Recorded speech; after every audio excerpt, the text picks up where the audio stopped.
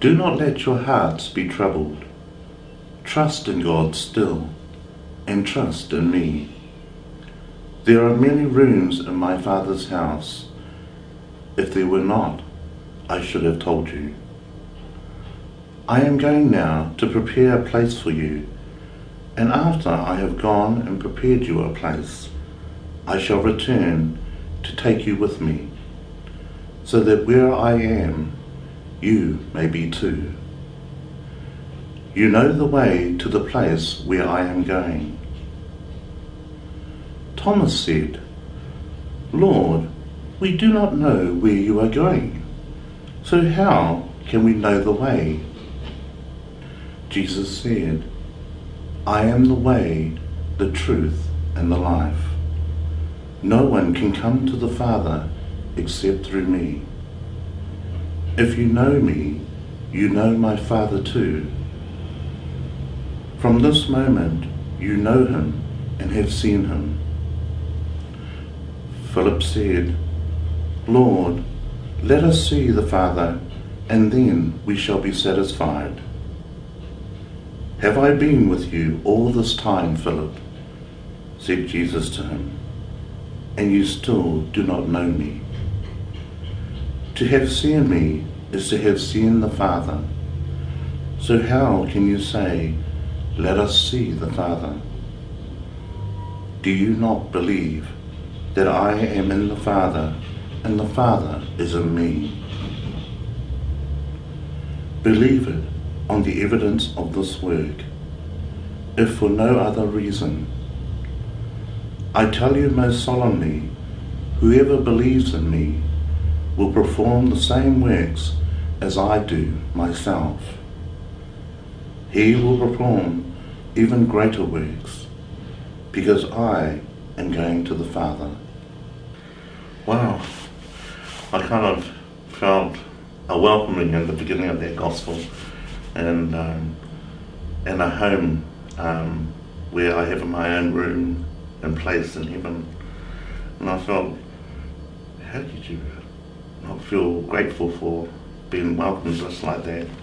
And yet we're not perfect, and still the Lord is inviting us to become a part of him and be a part of his life, included in him. So I just felt, when I read this, my home is your home, and it's kind of like whenever you have people come home, you offer yourselves over, and everything you have is theirs. And it was kind of feeling the same way. Yeah, like when we have go visit people, they do the same thing for us. Yes. Yeah.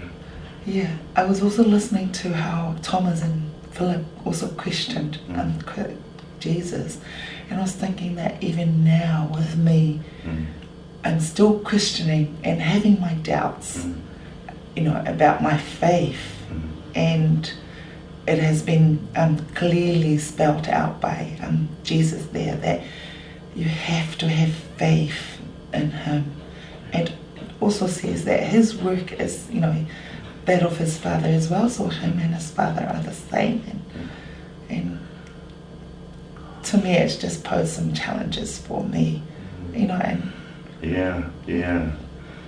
That, when I was thinking that not being perfect, and wow, he's kind of overlooked, he's seen our weaknesses, but he still calls us on.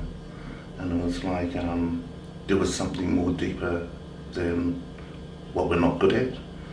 There was something more deeper than all the things that we feel selfish about.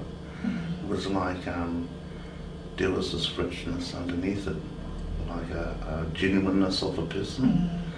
And when you find someone like that, yes. Yeah. And I've also literally taken his next coming as, and it just stirs up an excitement in me, thinking that Jesus is so accommodating of us, even though that we sin, but there is always that second chance. So his second coming is what I'm just waiting on and hoping that it'll be in my lifetime. Yeah. So I suppose we're we've got work to do. That's right. Yeah, and when you read something like this and see how the disciples are, you kind of get a guideline on where we need to move towards, and